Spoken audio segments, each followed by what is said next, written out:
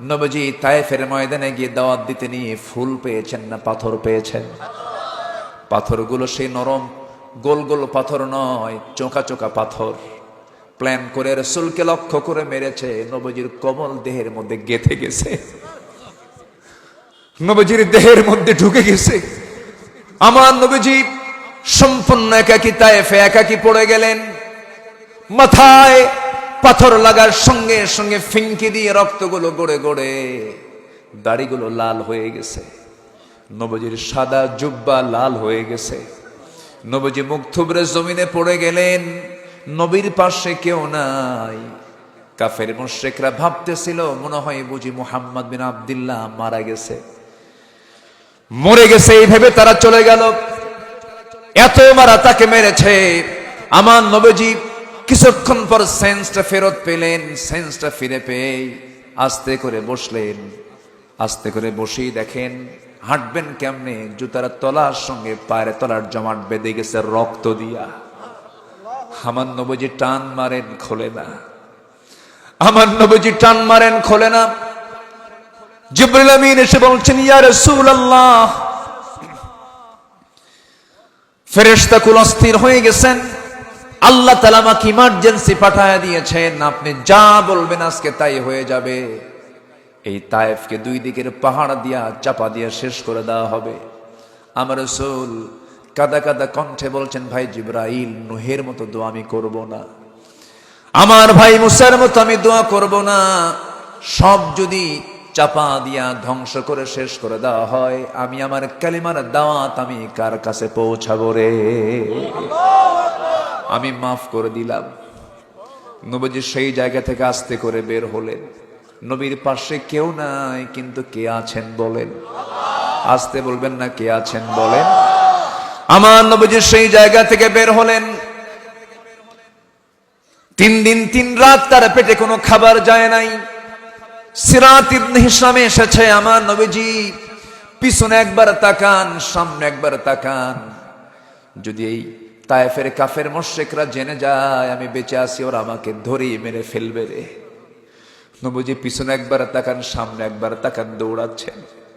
সামনে গিয়ে আর পারলেন না, মাথা চক্কর মেরে উঠল। সামনে পেলেন একটা আঙ্গুরের বাগান। আঙ্গুর বাগান পা মাত্রই ভিতরে ঢুকে গেলেন, আড়াল হয়ে গেলেন। আর পারলেন না, চিত হয়ে 4 হাত পা ছেড়ে দিয়ে তিনি চিত হয়ে পড়ে থাকলেন জমিনে। ওই আঙ্গুর বাগানের একজন কেয়ারটেকার দূর থেকে লক্ষ্য করে দেখে কে যেন এসে জমিনে পড়ে গেল, বাগানে পড়ে গেল। কাছাকাছি এসে দেখে এত সুন্দর চেহারার মানুষ তো পৃথিবীতে আমি দ্বিতীয়টা দেখি নাই। এত সুন্দর মানুষকে মারল কি? এত সুন্দর মানুষটাকে আক্রমণ করলো কে?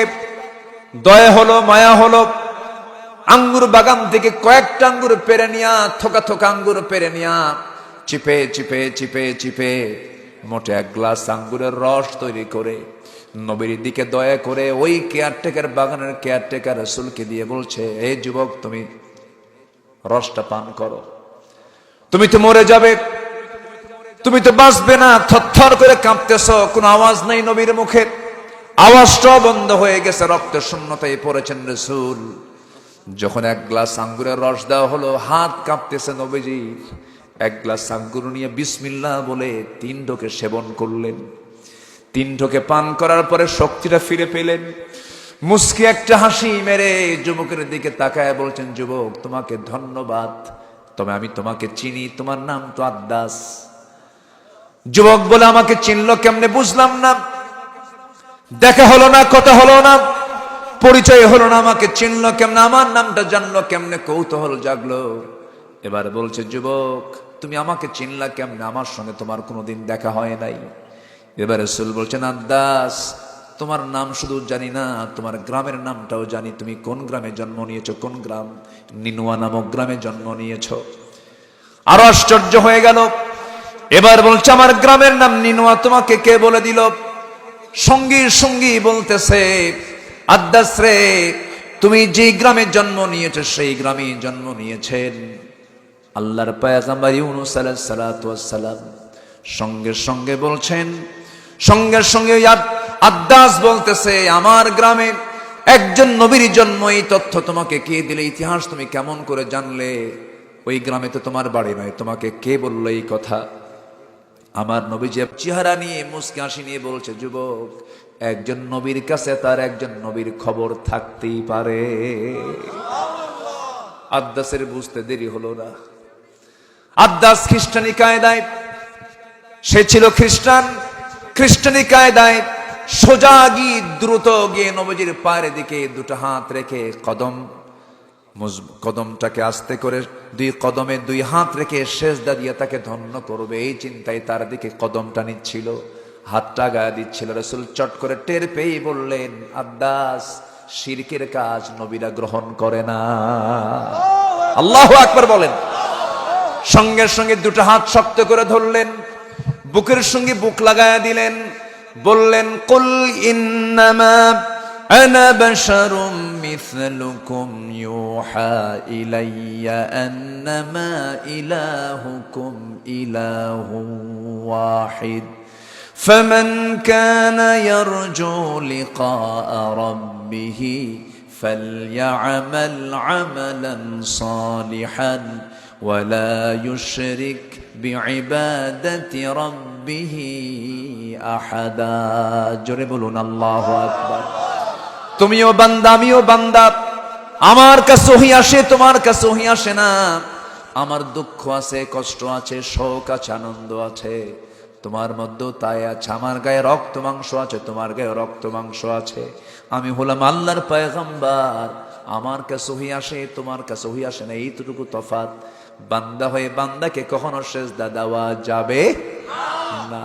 আমার দেশে কিছু মাজার আছে, মাজারের ভণ্ডগুলো মুরিদ থেকে সেজদা নেয়, ঠ্যাংগুলো ভাঙ্গা দরকার, ঠিক কিনা?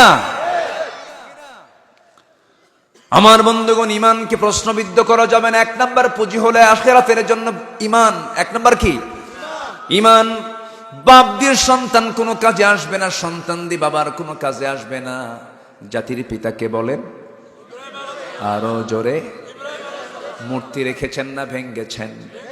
তার বিরুদ্ধে মামলা হয়েছিল মূর্তি রক্ষা করার না মূর্তি ভাঙ্গার? বলেন বলেন বলেন।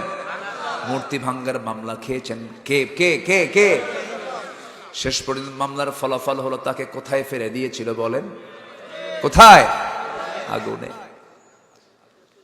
তিনি আগুনে নিক্ষিপ্ত পর্যন্ত হয়েছেন। বাপ পর্যন্ত তাকে, বাবা নিজে হাতে তাকে আগুনে ফেলে দিয়েছিল। সেই দিকে আফসোস করে আল্লাহকে লক্ষ্য করে তিনি বলেছেন, আল্লাহ, চরম দুর্দিনে বাপটা অন্তত সন্তানের পক্ষে অবস্থান নেয়। আজকে আমরা দুনিয়াতে কেউ নাই, আল্লাহ আমার বাপ পর্যন্ত আমাকে আগুনে ফেলতে চায়। আল্লাহ তাকে সহযোগিতার হস্ত প্রসার করে দিলেন। ইমানটা এত মজবুত জিনিস, ইমানের কাছে আগুনটাও জান্নাত হয়ে যায়। জোরে বলে সুবহানাল্লাহ। ইমান শক্তিশালী না আগুন শক্তিশালী? ইমান।